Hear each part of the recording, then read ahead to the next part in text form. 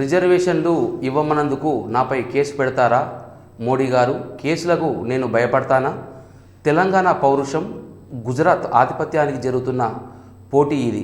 ఇక్కడ భయపెడితే భయపడే వాళ్ళు ఎవరూ లేరు. ఖబర్దార్. ప్రధానమంత్రి అని సీఎం రేవంత్ రెడ్డి మోడీని హెచ్చరించారు. కొరుట్ల జనజాతర సభలో మంత్రులు శ్రీధర్ బాబు, పొన్నం ప్రభాకర్లతో కలిసి పాల్గొన్న సీఎం రేవంత్ రెడ్డి మేడే సందర్భంగా కార్మికులను ఉద్దేశించి మాట్లాడుతూ, కార్మికులందరూ కలిసి సకల జనుల సమ్మె చేపడితే కార్మికుల త్యాగాలతో తెలంగాణ రాష్ట్రం ఏర్పడిందని, మేడే సందర్భంగా కార్మికులందరికీ సీఎం మొదట శుభాకాంక్షలు తెలిపారు. మోడీ తెలంగాణ పర్యటనపై సీఎం స్పందిస్తూ, ఇది నా ఊరు, నా ప్రాంతం, నా ఊరికి వచ్చి నన్నే భయపెడతావా? ఆధిపత్యం చేయాలనుకుంటే ప్రధాని మోడీకి నిజాంలకు పట్టిన గతే పడుతుందని అన్నారు. ఈ ఎన్నికలు ఆషామాషి ఎన్నికలు కాదు. 17 సార్లు దేశంలో పార్లమెంటు ఎన్నికలు జరిగాయి. ఇప్పుడు జరిగే 18వ పార్లమెంటు ఎన్నికలు గతంలో కంటే భిన్నంగా ఎంతో ప్రత్యేకమైన పరిస్థితులు నెలకొల్లాయని అన్నారు. బీజేపీ 400 సీట్లు గెలవడం ద్వారా రాజ్యాంగాన్ని మార్చేసి దళితులు, గిరిజనులు, బలహీన వర్గాల రిజర్వేషన్లు ఎత్తేసి కార్పొరేట్ కంపెనీలు ఆదాని, అంబానీలకు దేశాన్ని అమ్మాలని కుట్ర జరుగుతుందని అన్నారు. రాజ్యాంగంపై దాడి జరుగుతుంది. ప్రజాస్వామ్యవాదులంతా ఆలోచన చేయాలి.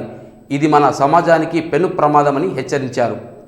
70 సంవత్సరాలు వచ్చిన దళిత, గిరిజనులకు రావాల్సిన అవకాశాలు ఇంకా రాలేదని, కాంగ్రెస్ పార్టీ సామాజిక స్పృహతో సామాజిక న్యాయం చేయాలని రాహుల్ గాంధీ తెలంగాణ రాష్ట్రంలో పాదయాత్ర చేపట్టి కాంగ్రెస్ను అధికారంలో తీసుకువచ్చాక బీసీ జనన లెక్కలు చేసి నిధులు, నియామకాలు కల్పిస్తామని మాటిచ్చారు. మేడే మీ శ్రమను, మీ చెమటను దారబోసి, మీ కండరాలను కరిగించి పారిశ్రామిక రంగంలో, ప్రపంచ అభివృద్ధిలో కార్మికులు త్యాగాలు చేసి కార్మికులు నిర్మించిన కార్మికుల త్యాగాలతో, కార్మికుల పోరాటంతో ఏర్పడ్డ ఈ తెలంగాణ రాష్ట్రంలోని సింగరేణి కార్మికులు, ఆర్టీసీ కార్మికులు, విద్యుత్ కార్మికులు, మా రిక్షా, ఆటో కార్మికులకు అందరికీ కూడా మేడే శుభాకాంక్షలు తెలియజేస్తున్నా. ఈ ఎన్నికలు ఆషామాషి ఎన్నికలు కాదు. 17 సార్లు ఈ దేశంలో పార్లమెంటు ఎన్నికలు జరిగినాయి. ఇప్పుడు జరగబోతున్న ఎన్నికలు 18వ పార్లమెంటు ఎన్నికలు. ఈ 18వ పార్లమెంటు ఎన్నికలకు గతంలో జరిగిన ఎన్నికల కంటే భిన్నంగా ఎంతో ప్రత్యేకమైన పరిస్థితులు ఈరోజు దేశంలో నెలకొన్నాయి. ఎందుకంటే మిత్రులారా, ఈరోజు భారతీయ జనతా పార్టీ 400 సీట్లు గెలవడం ద్వారా రాజ్యాంగాన్ని మార్చేసి దళితులు, గిరిజనులు, బలహీన వర్గాల రిజర్వేషన్లు ఎత్తేసి ఈరోజు పేద వర్గాలను దెబ్బతీసి కార్పొరేట్ కంపెనీలకు, అదానీలకు, అంబానీలకు ఈ దేశాన్ని అంబాలనే కుట్ర జరుగుతున్నది. కాంగ్రెస్ ను అధికారంలోకి తీసుకురండి, తప్పకుండా బీసీ జనాభా లెక్కలు కట్టి మీకు నిధులు, నియామకాలకు అవకాశాలు కల్పిస్తామని మాట ఇచ్చారు.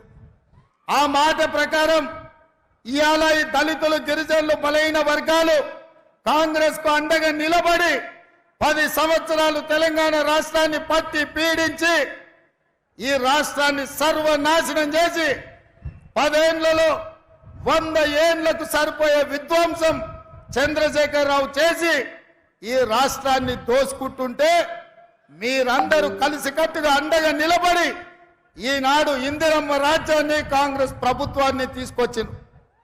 మరి ఇవాళ నేను అడుగుతున్న మిత్రులారా, మా బలహీన వర్గాల సోదరులను నేను అడుగుతున్నా, మా దళితులను, మా గిరిజనులను నేను అడుగుతున్నా, మీ అండతోని, మీ ఆశీర్వాదంతోని ఇవాళ ఈ తెలంగాణ రాష్ట్రానికి ముఖ్యమంత్రిగా బాధ్యతలు చేపట్టిన నేను, మా మిత్రుడు శ్రీధర్ బాబు గారు, మా మిత్రుడు పొన్నం ప్రభాకర్ గారు ఈరోజు బలహీన వర్గాలను, జనాభాను లెక్క పెట్టండి అని మంత్రివర్గంలో పాస్ చేసినాం, శాసనసభలో తీర్మానం చేసినాం, దానికి సంబంధించి నిధులు కేటాయించినాం.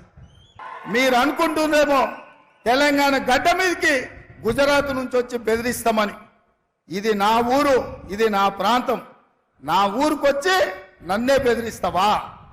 నేనేం మాట్లాడినా రిజర్వేషన్లు రద్దు చేయొద్దని అడిగిన, రాజ్యాంగాన్ని మార్చొద్దని అన్నా. ఒకవేళ నీకు నచ్చితే నా మాట విను, నచ్చకపోతే నా ఇష్టం. రాజ్యాంగం మారితే రిజర్వేషన్లు రద్దు చేస్తానే ప్రజల్ని ఓట్లు అడుగు, ప్రజలే తీర్పిస్తారు ఎవరి పక్కన నిలబడాలను.